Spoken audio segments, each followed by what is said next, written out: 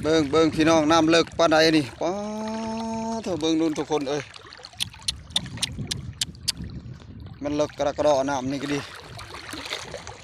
พูดเต้นแล้วป้าพูดเต้นแล้วมันขึ้นมาแต่ปลาเข่านี่ทุกคนเลยพูดเบิ่งดูพูดคุณยายเพิ่นชีข้ามน้ำนี่ทุกคนไปบ่ได้ไปเอาคุณยายเพิ่นเดียวนี่ฮะไปจักพายปลาไปจักหยังเดียวนี่ฮะ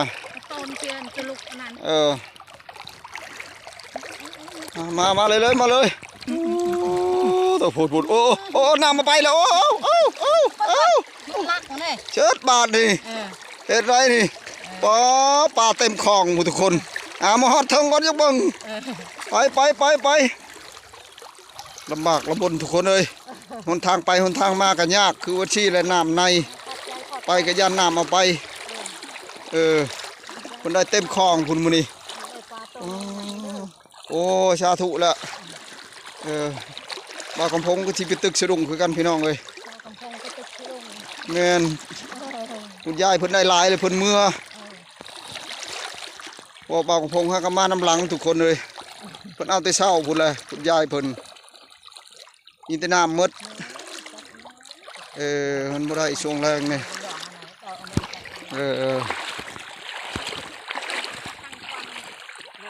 เบิ่งยายปงดูของหันเบิ่งแหน่เบิ่งเปิดปงดูได้ปลาหยังเดียวนี่ฮะใหญ่ก็ได้โอ้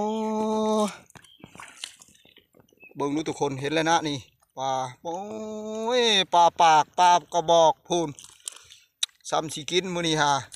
ปลาปากผู้งามมันดีปลากันดีไปยายไปจะมันเน่าไปเมื่อขัว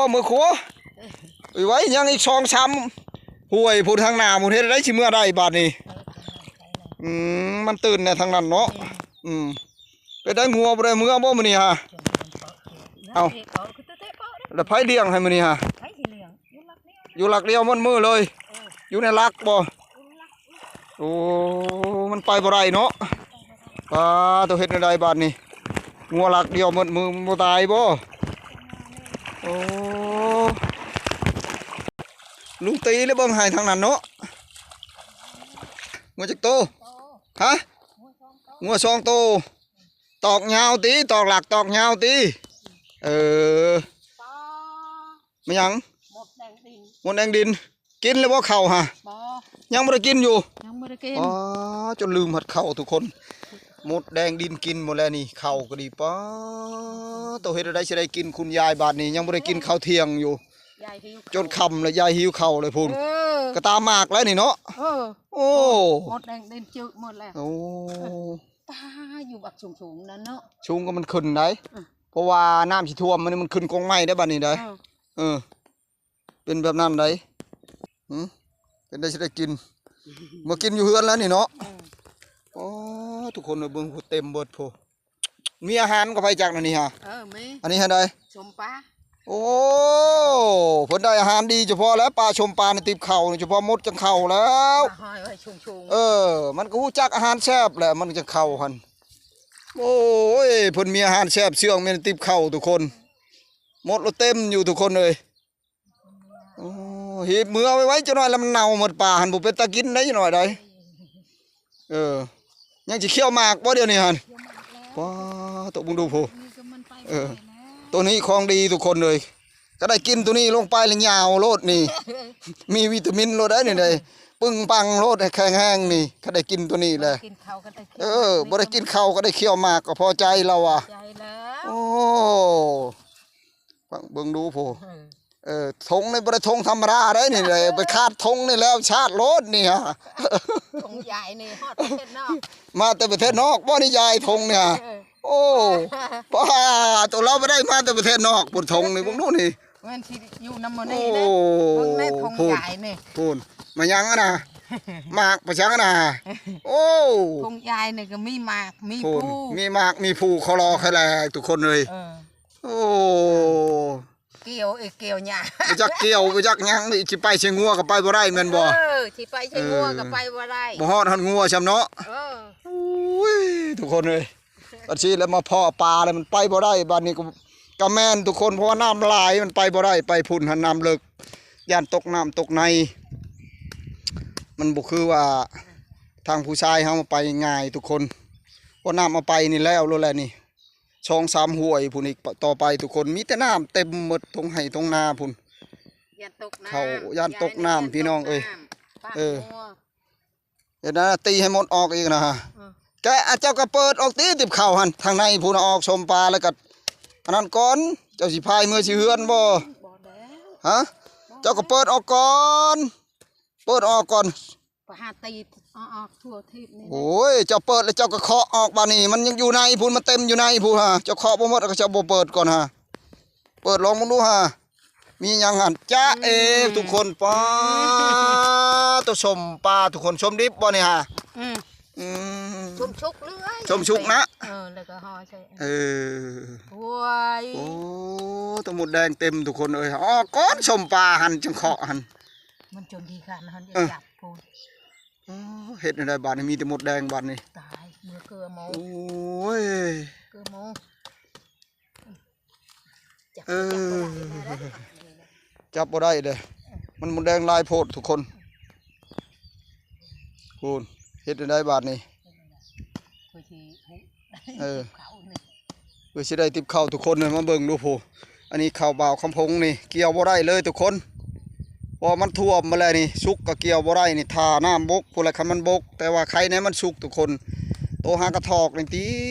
กับบีบมันนี่ทุกคนเลยถือว่าท่วมแล้วเน่าหมดเลยบ่มีหยังบ่ได้เหลือจากดีเป็นนาโน้นได้ทุกคนอันนี้ได้ส่วนว่านารูปนี่ซ้ำทะเลสาบแหละว่าสั้นเลยทุกคนเลยนี่นาโน้นนาโน้นเออโอ้บ่เลี้ยงงัวเลี้ยงควายก็บ่มีพี่น้องเอ้ยสิเฮ็ดในได้บาดนี้วันนี้บ่าวคำพงสิไปตึกสะดุ้งก่อนทุกคนเพราะว่าค่ำเลยพอได้มากินแรงก็เอาไปตึกสะดุ้งก่อนยายไปตึกสะดุ้งก่อนยายโพนโอ้ทางนี้เฮ็ดแล้วทางนี้จวดแล้วทางนี้นี่โพนย่อเต้นแล้วหันทางหลุมหันโอ้ยโพนพูนเต้นแล้วพูนออกมาแล้วพูนปลาน้อยทุกคนโมเมนต์ปลาใหญ่ ย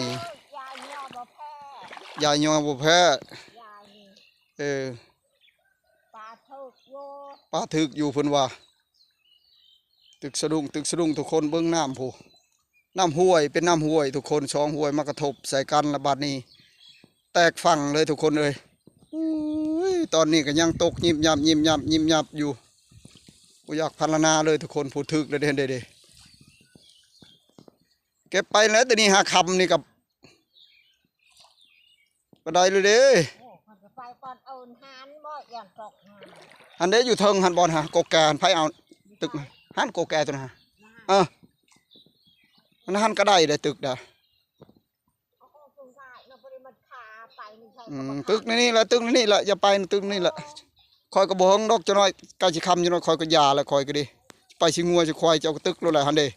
ได้พอเกินเราก็ยาแล้ว ช่อง3โตหูจักว่าสิยังสิยางน้ำไปพุ่นกินนี่อยู่เบื้องนี้ก็แล้วแหละ ไม่ยอนี่บ่ไปบ่ เอาไม้ยอ เออว่าที่ฝน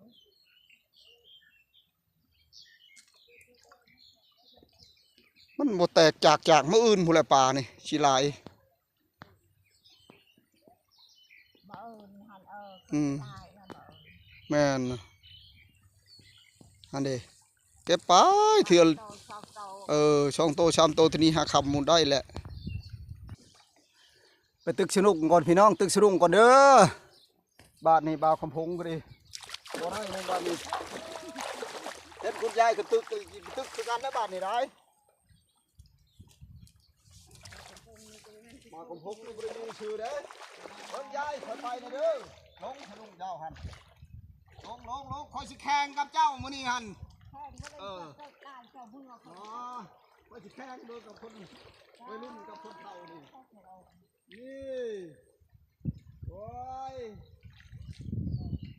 พูน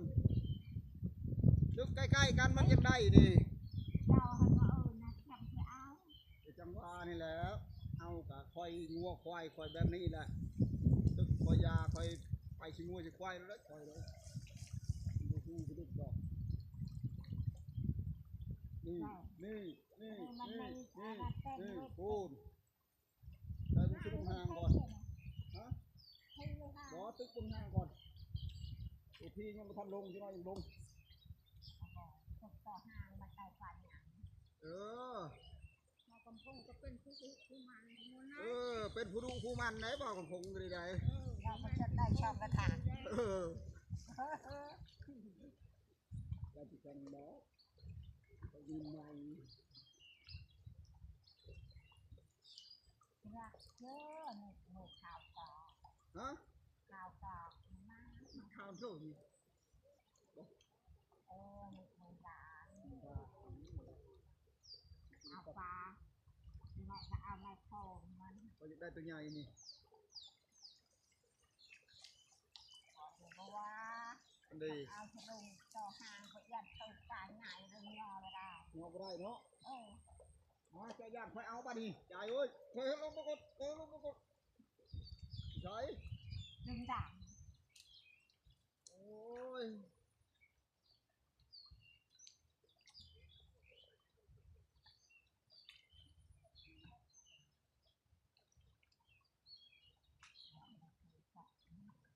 มีไฟไปนั่นไฟกับไฟมัน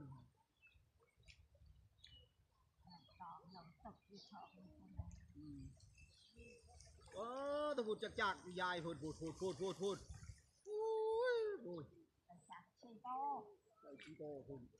หาใช้ได้ทำไมชีโตเพราะมันออกหมดนี่พูดเต้นนะพูดให้มันอาบใส่กระดูกคน ออกใส่ชลุงเจ้าไปจิตึกปลาใหญ่ก่อน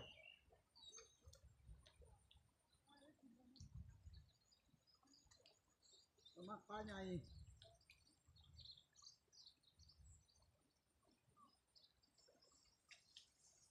เลือกเกี่ยวกับมูโชว์เบื่อผม รอให้ได้ โอ้ยมาพอโดยเป็ดกระดับนั่นไง จะเป็ดเจ้า เป็ดเหรอยันโคตรตกวันนี้เขาไปจับเนื้อเป็ด เจ้ากระเทียมเลย โอ้ให้เย็นแม่ครัวให้เย็นเจ้าคนตกเลย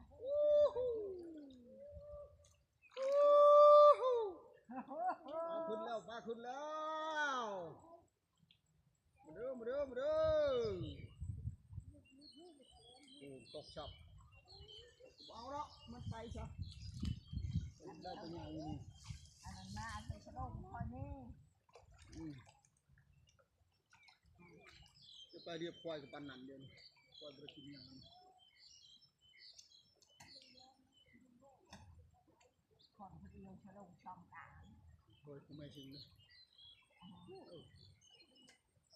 แล้วได้คลองนึงแล้วมือเลย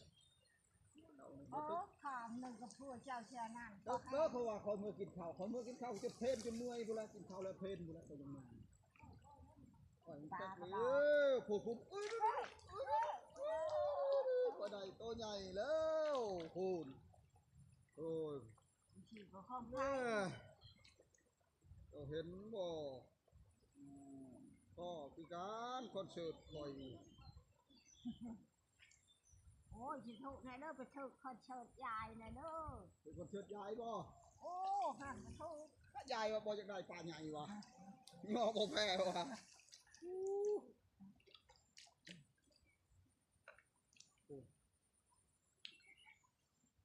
บอลเรือตะชุดการเดินงานทั้งท้ายเดินเรามาคิวก็คิวก็แล้ว ย่ใหญ่ย่ดูไว้มันขึ้นมาเพียนย่อ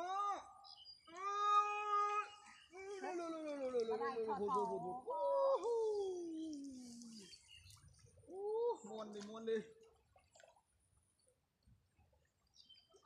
ปลาน้อยมันรอดจะดุงห่าง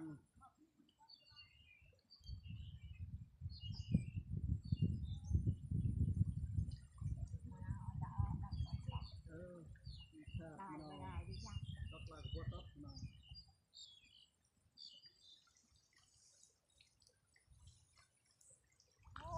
โอ้ยชิเป็นโปโต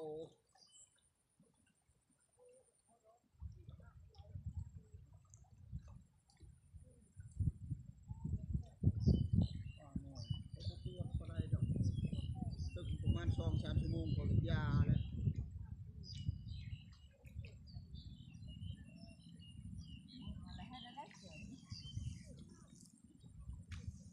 เพราะมันยังหมดเลยกินนี่ลายเลยเดือดตาจนลายเลยโค้งชีนนาน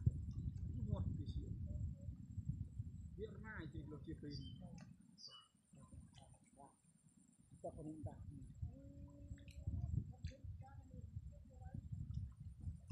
ถ้าเราหนึ่งไทยถ้าไม่ไทย เรื่องหนึ่งเดือดจริงเดี๋ยวที่จะพนุนหนึ่ง โอ้คุณถ้าตอนสองคุณไทย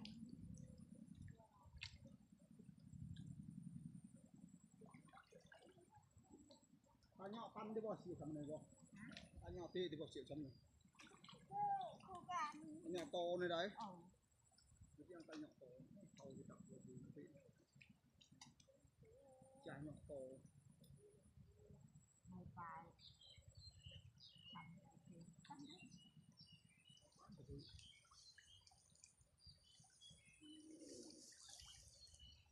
มันก็อยู่แหละเรื่องลูกคืออันนี้จังดีอ๋อ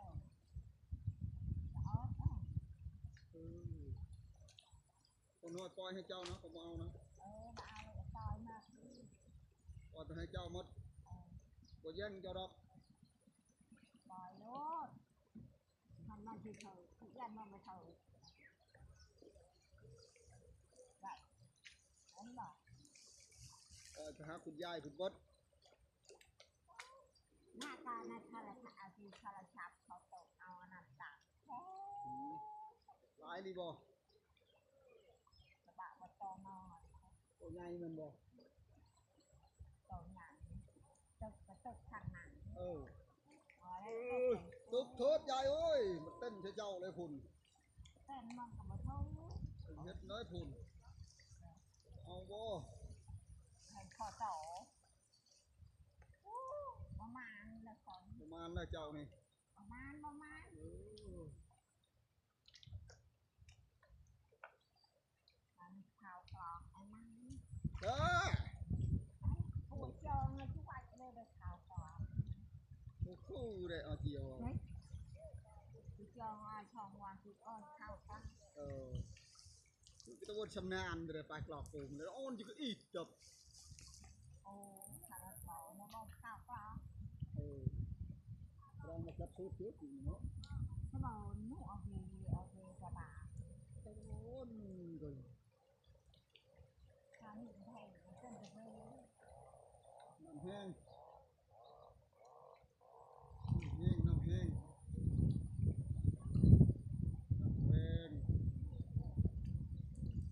คือถ้าเป็นหาคำมันจะเนื้อจะต้องเราจะไปจะปล่อยจะตึ๊บเดียวแต่ว่าเขาจะตึ๊บมันเจ้าเขาคำบ่ยายเอ้ย ต้องไปชูฟังนี่อ่ะ ชูบ่ได้ กดฟังได้ใครนี่มาบอกเงินเลยหนังกีนี่กี เป็นบอลบุเนาะ ว่าอาทิตย์ละน้อยสอง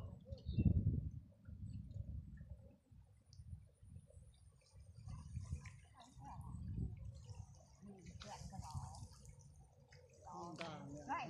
วปล่อยขี้ตกนี่ประมาณมันได้ยายเอ้ยเห็นแล้วบ่นี่ โอ้ยบัดเมื่อเลี้ยงควายนึงแล้ว อ๋อบ่มืออีกมือนี่ฮะ ตายเลยควาย วู้ฮู้ ปอดแล้วควายที่ตายแล้วมันมีงาเกินได้ ตายเลย ปลาก็จะเกิด ที่เลยมันบอก กระบะบ่มีเครื่องกว่า แต่ว่ามีเครื่องกว่ามันบอกเครื่องก็บ่มีไอ้รถควายนี่ งัวยังไข่แต่ควายเนี่ยก็ ควายแห้งนี่ได้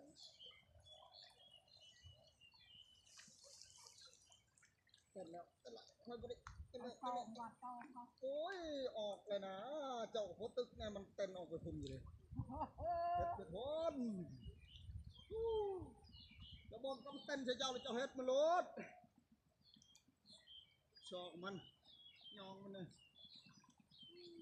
เป็นหมอกจุกอยู่ท่านแม่มันนี่ แต่มาเป็นมึงก็ไอ้ใหญ่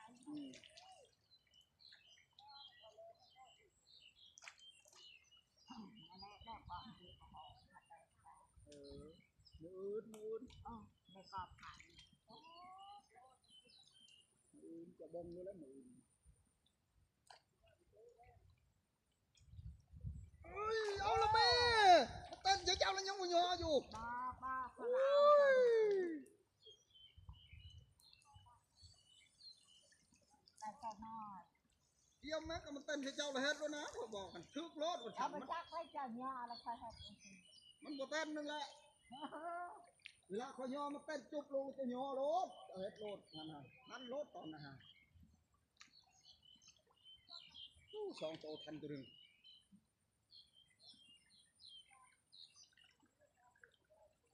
เจ็ดไอ้คือมันไม่ได้เมื่อเรียก มัน ควาย เมืองแล้วมันบอก ใช้ได้มาถอดมือได้ควายตายได้มาพอด้วย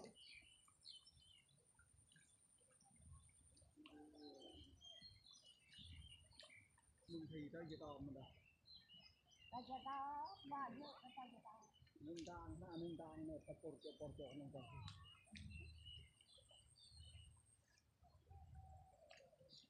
มาได้เสียเลยพันดาพันไทย รับชุดมันเท่าดิ ราชดาคือกระตังมันดา โอ้ยเอาตัวน้อยละยายเอ้ยปูนตัวน้อยๆแหละ ปลาได้เทละเท่าช่างโต โอ้ ปลา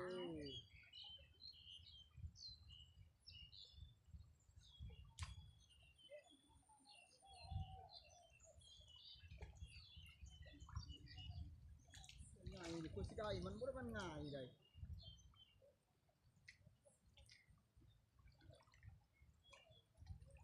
หมดเหือหมดแห้งดีไทย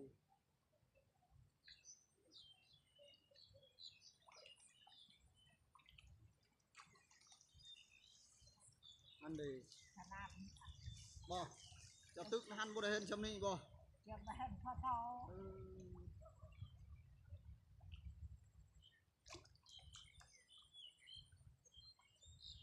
แต่กระรอกตัวนึงหนู มันก็เลยตัวนี้เนาะ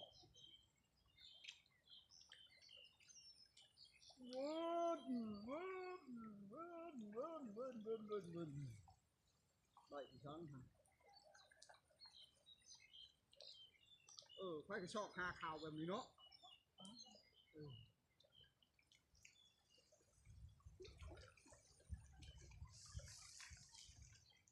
โอ้ไอ้ปลาปลาเนาะ หิบเอาแต่พอนอนจะปฏิมัน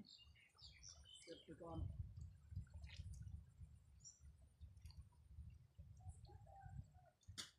เจ้าดีเลยสั่งตับปลา ฮะดี ดี เอาอยู่แต่เรา ก่อนเราอ่ะช้าง คุณดำตัวเก่าคุณมีท่าระบอบอยู่ได้ดีกระเริง บอกก่อนเราพอมารับเจาะเราก็บอกเอามาเอาได้จังไง นี่มุนเลยครับโทษมันไปเสียเจ้าเลยคุณ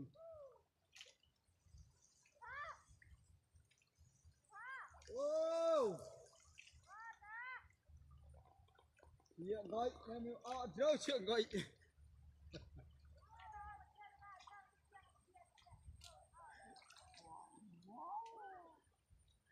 จักเจ้าเลย เลยให้จะบอกเอาก่อนดู จะได้อ่านเป็นโต ได้อ่อนนะ เป็นโตทำในทีมได้ทีเดียวดีอ่ะ มันมา มันเอาพอดี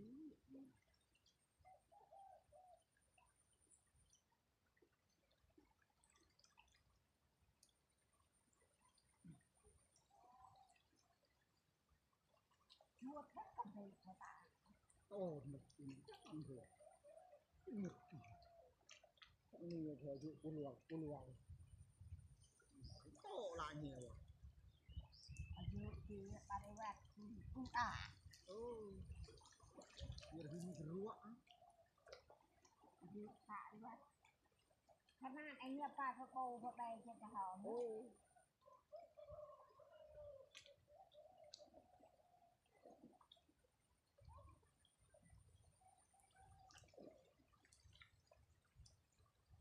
จำอะไรที่ยัง เออ ยังต้องไปทะเลชีวิตโดน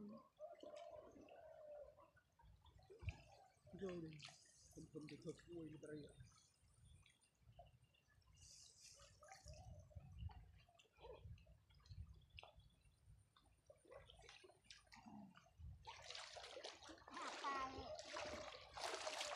mà lo mày nhẹ nhẹ bên ông coi โอ้ยไผบ่หมดมันบ่หมดดอก